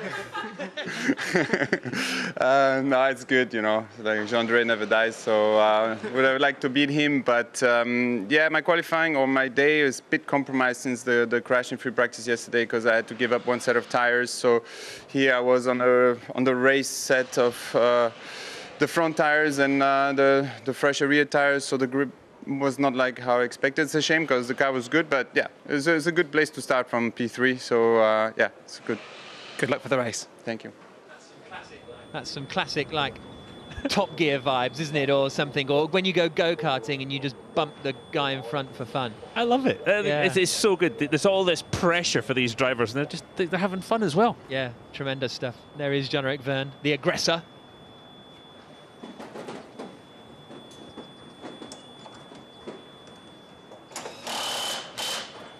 So, Jean-Eric Vergne versus Jake Dennis coming up in the final in 2 minutes and 20 seconds time. There is Dennis getting ready to head out. And this is their semi-final laps. This is the semi-final laps of Jean-Eric Vergne versus Jake Dennis. Now, Dennis had a big moment, I believe, at turn 16 on this lap, so we'll keep an eye out for that one. Did one of them just tap the wall a bit on the exit of 4? It did sound like Jake Dennis maybe had a little rub with the wall. This a replay of their semi-finals. Their lap times were pretty close. Yeah, 2 tenths. Yeah, 2 tenths. Dennis's advantage. It's a massive amount. Yeah. We have to recalibrate, aren't we? Yeah. Watching as they come up the hill. Both cars soaking up the bumps and the jumps quite well.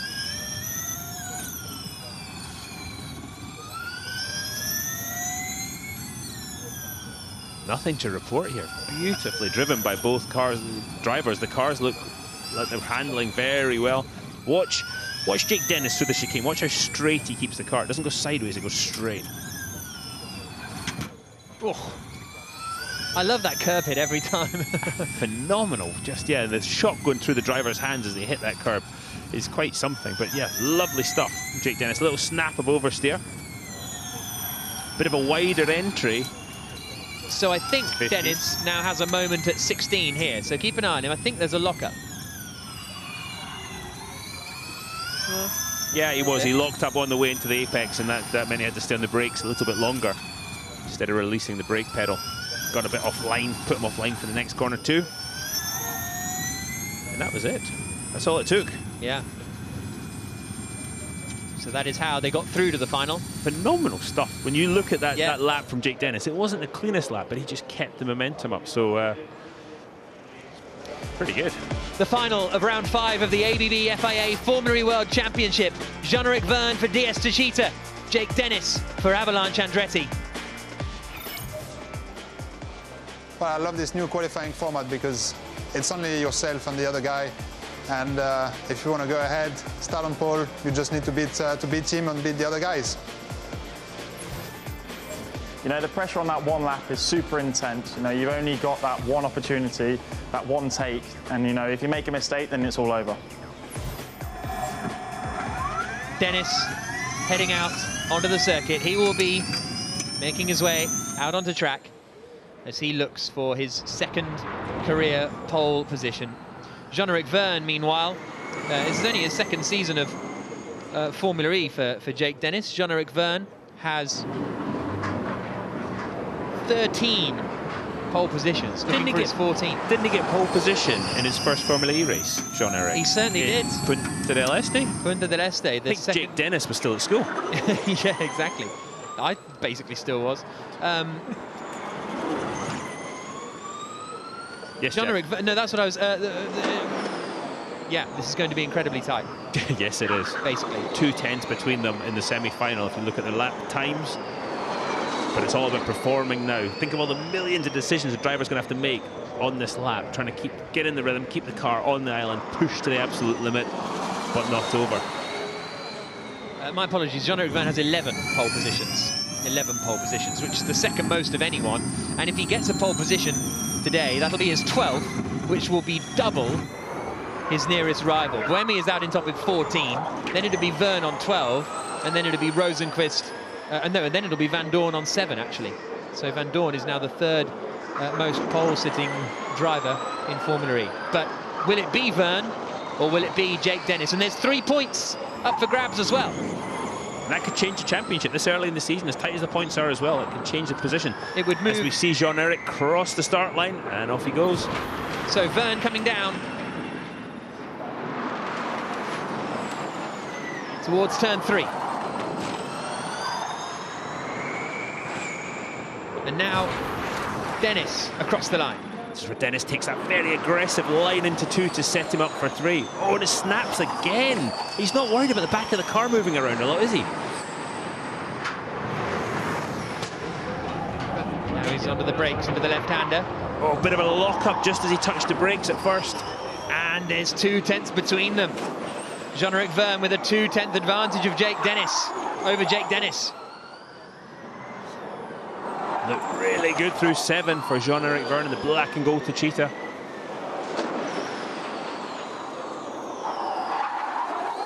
The advantage is growing. Dennis is right up towards the wall on the exit.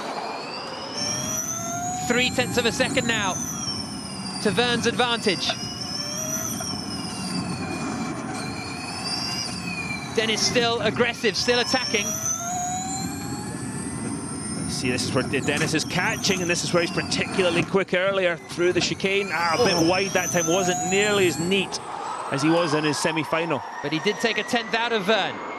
How neat and tidy will Vergne's final sector be? Still 2.5 tenths until the next checkpoint. Vergne, 1 corner to go. Through the left-hander comes Jean-Eric Vergne. He's going to be on provisional pole position. Surely he's going to be on actual pole position, because the gap is now 0.3 of a second. Dennis is going to need a huge final through few corners. It'll be front row for Jake Dennis. He gets to within 0.2 of a second of the line, but it's Jean-Eric Vergne who takes pole position for DS Techeetah. And that's pole position, my friend. Well done. Yes. Come on. And that is Jean-Eric Vergne's 14th pole position in Formula E. And that pulls him level with Sébastien Buemi. He and Sébastien Buemi now have the most pole positions in Formula E history, both with 14. Mighty lap from the DS Techeetah driver. Always good to do these type of things when the bosses are in the back of the garage too. Yeah, absolutely. Jean-Eric Vergne, winner of the duel, winner of the final. A 1:38.268. 0.2 quicker in the end than Dennis. He got it back to within 0.2. It was really ebbing and flowing around the lap, wasn't it? But ultimately, it was Dennis who came out on top.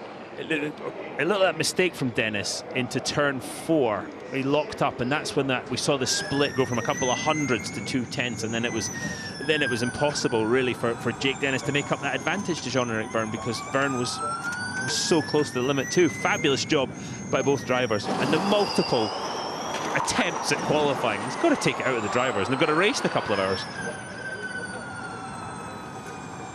So Vergne now will return to the pit lane. Superb performance from Jean-Eric Vergne to secure pole position for the Rome E-Prix. And the 3 points that go with it move him level on points with Robin Freitz in 3rd in the championship. Freitz is still ahead on countback, but he now has 42 points and is only 7 off championship leader Eduardo Mortara. As Vergne returns to the garage, we'll hear from him in a few moments' time. But what a great performance. I was basically, well, let's go and catch up with Radzi, shall we? See who he's speaking to now after the final. Well, Mitch Evans, things just get better and better for yourself. We know you can deliver when it comes to a race. We saw that yesterday. But what was it like being out there? The first duel we've seen of you this season, 1 chance to get that lap. Yeah, it was good. It was funny, nice to make the duels. Yeah, it was nice to go up against Sam. I had a nice lap with him, but I had my preferred tyre set. With Jake, I had to go on my compromised tyre set, which has not felt right all day, but you have to sort of start alternating them around. So I knew it was going to be tough, plus Jake's lap time is super quick. So I was hoping to, obviously leave if I made it to the finals with my preferred tyre set, but unfortunately we didn't get there. But still a better starting position compared to yesterday. I think the race will be a bit different today. It's hotter. Everyone's going to learn from yesterday. So yeah, but it's a good start. We can't wait to see you out there. Good luck, mate. Thanks, guys. So that was Jake Dennis speaking to Radzi.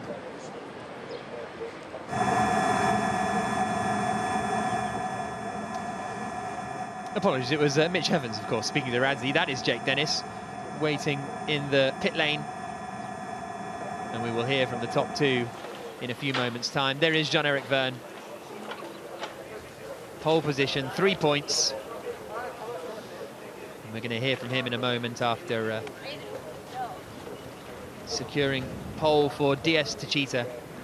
And they very much look back in the mix, don't they, with that pole position? Yeah, they absolutely do. I mean, Verne yesterday finished 4th, but he's starting up front today. You wouldn't bet against him, would you? No, absolutely not. Good job.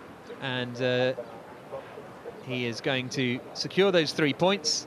He's going to take pole position and start at the front for round 5 of the ABB FIA Formula E World Championship later on this afternoon. And good points as well for DS Techeetah in the Teams Championship. That closes them in a little on Porsche, who are 3rd. But Jan-Erik Verne is here. He's on pole position, and now he's talking to Radzi. Jev, of your many records, you've now added another one to the tally, your 14th pole position, now levelling that record. How was it for you? It was very good qualifying. It was a lot of fun. I got told off yesterday by my engineer for not pushing hard enough in the duel. So, you know, today I gave it all, and it seems to pay out. So, you know, next time I should listen to my engineers. How hard is it to deliver when you just have one lap in which to do it? It's it's the same for everybody. You need to perform under huge pressure, but in general I perform quite well under pressure. So it's an exercise that I like, and I'm happy to grab this pole now. 3 points. Let's get 25 more for this afternoon. Absolutely right. You mentioned 3 points. Not only do you get 3 points, but you also get this fantastic trophy. And to present the trophy, we have Juliana Ramirez, the sponsorship director from Julius Baer, to present the Julius Baer Pole Position Trophy. Well, congratulations to Jan-Erik Verne, pole position for round 5 of the Formula E World Championship. And he sort of had it under control right from the start. Certainly from turn 4 he did, didn't he? Yeah. There was that 2/10 advantage, and then he drove a perfect lap. He said, I perform well under pressure, and he does, and that's what you need. You need drivers that perform well under pressure. Unfortunately for him, there's another 21 of them in the field. Yeah, just a couple. He's going to have a tough race, though, isn't he? That's the interesting thing, is you can take pole position, but it's so tight in the field. Yeah, and who's learned the most from last night? Does the Jaguar have the performance it did? If so, the rest of them are in trouble. Yeah, absolutely.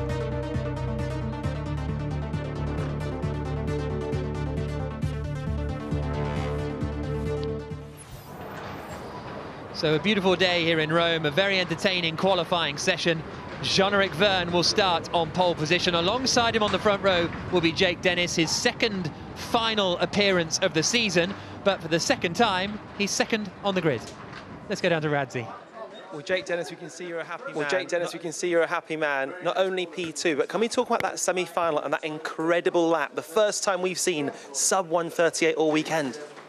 Yeah, that was definitely the best lap of the weekend from my side anyway. I think I made one small mistake in turn 16 and lost a fraction, but I think Mitch was honestly one of the fastest guys today, and to knock him out felt pretty good. And then obviously the final didn't quite go to plan, but nevertheless, starting P2, and I'm happy for myself and the team.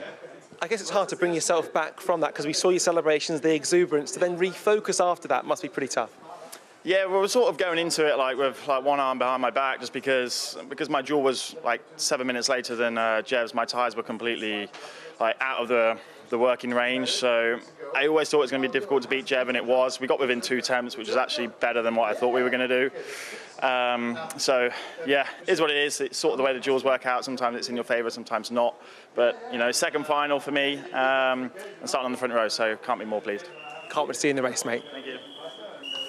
So front row of the grid for Jake Dennis. And as he said, an exceptional lap in the semi-finals. And then not quite able to beat Jan-Erik Verne in the final. But that was the reaction after the semis for Jake Dennis once he knew he was through to face Jan-Erik Verne in the final.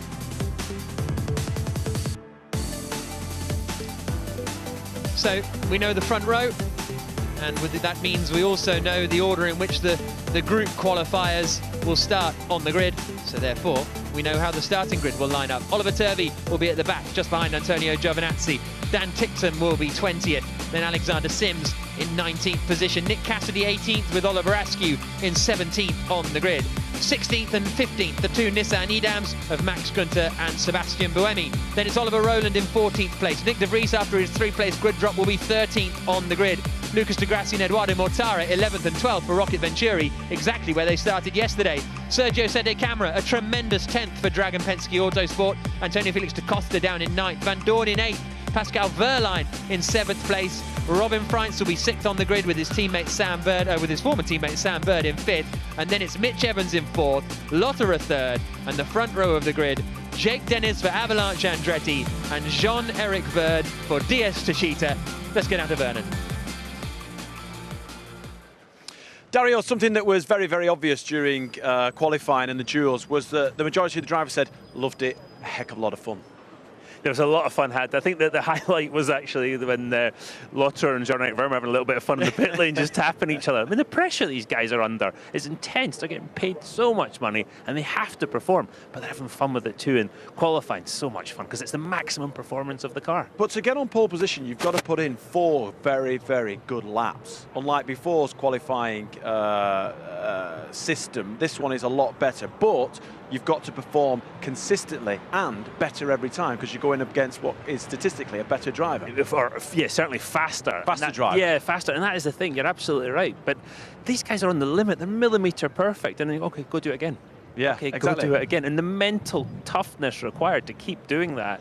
And not only to try and think about where to improve, but then don't overstretch in certain areas as well. It's really tough, and we've seen some cracking fights, but literally decided by thousandths of a second. It gives us the opportunity to talk about Jev, our one and only back-to-back champion, the Frenchman.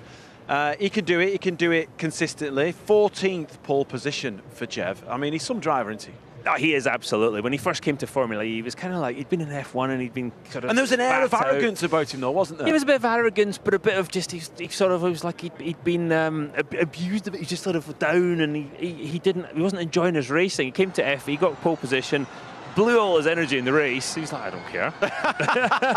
And then he have some fun. Then he figured it out pretty quickly, and then you could see he got this love of racing back. And as you say, back-to-back champion, just got married. And yeah, it's all gone pretty well for him. Yeah, and look at that, perfect timing, Jeff. Thank you very much for strolling. Appreciate it. Congratulations. We were just saying. Yeah, exactly. We were just saying that, you know, when you joined Formula E, you were kind of a bit down in the dumps. Now you embrace this racing series and a back-to-back champion. Once again, another pole position. You're so comfortable in your DS Techeetah team. It's just fab that watching you drive and seeing a smile on your face, Jeff. Yeah, I guess, you know, that's what happened when I'm on pole. I got a smile on my face. No, but, you know, I got a bit told off by my engineer yesterday for not pushing hard enough compared to Stoffel, you know, in the dual phase when I lost out to him.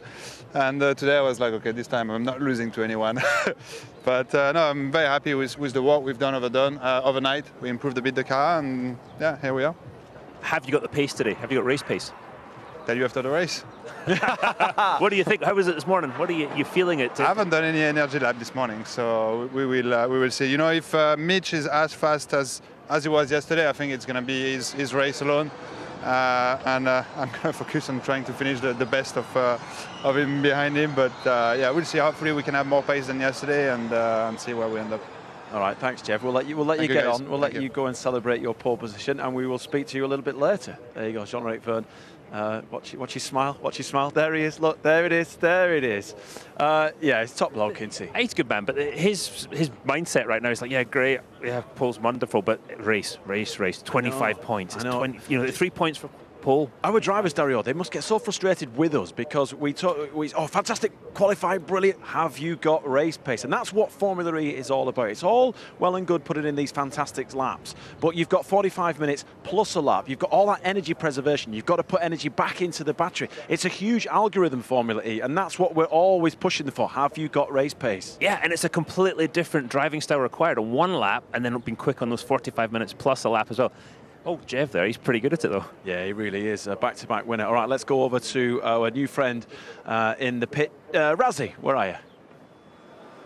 Thank you, Vernon. Delighted to be joined by Robin Freins. And Robin, on paper, the track is exactly the same, but so much has changed. Just to the layman, can you talk through the factors that affect the different outcomes? Well, obviously the weather, there's more sun. Yesterday it was a bit more clouded, so it means that the track temperature rises a bit compared to yesterday. Obviously there's a bit more rubber on track. Didn't check really the wind direction, but that also has a bit of an effect sometimes on those cars. So there's a lot of little things, and formally it's all about little details. So if you are missing out on one little thing, it can be quite bad in the race. So we need to discuss what the grip level is going to do in the race, etc., and hope for the best. And in terms of race strategy, you were second. Not really. I mean, yesterday was yesterday, today is a new day. So, I mean, everything can happen. First of all, we saw yesterday that in turn 7 it could be quite chaotic. So my main goal is to try head to turn 8 without any damage. And then we see from there. But we have our plan together. And hopefully the pace of the car is good and we can move forward a bit. We'd love to see you back on the podium. Good luck today, mate. Thank you. Thanks, Radzi. Jack's joined us. Jack, that was a good qualifying session, wasn't it? It was a lot of fun. A really a lot of fun. Really enjoyed it. And I just love this qualifying system because we're getting front runners at the front, but not the same order every time, and not necessarily the fastest driver at the front every time. Dennis did the fastest lap of the day, but he starts second on the grid, so it really mixes it up beautifully. Yeah, it really does. And apart from the drivers saying how much they enjoy this new qualifying format, and a lot of them today had a lot of fun, there's a lot of chat about tyres. Dario, just explain what was going on with Mitch Evans, because he said I didn't have the right tyres on. So we talk all the time about getting the tyres in the operating window. And so when these guys are running around, they do their say, quarter-final lap, and then when they go into the semi, the car that goes first, they've got time longer to get the tyres cooled down again, get them back into the sweet spot. And so, you know, you heard Jake Dennis say, oh, my tyres were just too hot. My 7-minute difference between his run and my run, tyres too hot. I got within 2/10, didn't expect it. We talk about hundredths of a second here. So the smallest little detail can make the difference between starting first and starting 7th. Jack, overall, we've got a really competitive field, and we've had 4 different winners, 4 races. So how is this going to pan out, this final race here in Rome? You're asking who's going to win? Yeah, in a sort of long-winded way. Yeah, because you know, you've got your Porsches, you've got DS Tachiti, you've got Jaguar who've come to fruition. The Mercedes, 2 teams with Mercedes powertrains in the Venturis. Let's not forget Elo Mortara's had a little. So who's going to win, Jack? So I'm trying to build it up for him. You know, the same question again in an even longer way. Yeah. But I think the big pressure today is on Jaguar, right? They're both starting in the top 5. With the performance they showed yesterday, they could get a 1-2 today, and maybe they will feel they should be getting a 1-2 today. Everybody about to stop them. Mercedes need to recover a lot because they're leading the team's championship, but they had struggles today, and Nick De Vries starts back in 13th place. Can he score any points today? After the race pace of yesterday, you'd have to say it's going to be a tough one. There's so many. He's not answering you, Vernon. Driver of the day, Sergio Sette Camera, 10th on the grid in the Dragon Penske Autos. Yeah. Phenomenal. Well said. If he hadn't have put it in the barriers, he might even have been higher up on the grid than that. He was phenomenal. He put in some very fast sectors, didn't he? He really did. 8th and a 10th down going into that chicane. And that's what he does. He does that high wire act. He always does it. He's worth the price of admission, Sergio Sette Camera. He's great character, great personality, and you know, it's a shame we don't speak to him as often as we should on the grid before the race. So who's going to win, Vernon? I'm going to go Jaguar. I think there's either Birdie or get his elbows. Who's going to win, Vernon? One word. All right, Sunbird. 2 words for you. Sunbird. All right, there you go. It's basically it's going to be really competitive later on. Check local press for times. We'll see you live from Rome a little bit later for the race.